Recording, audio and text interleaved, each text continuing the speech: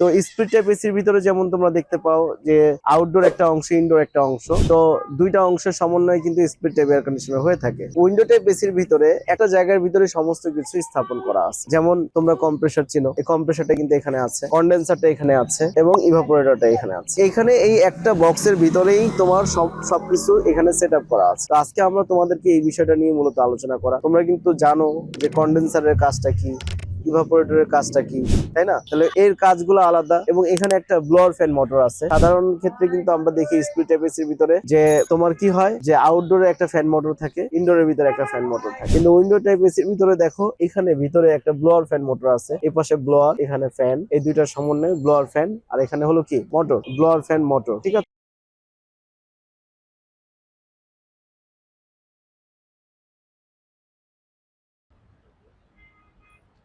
দক্ষ হয়ে বিদেশ যাব,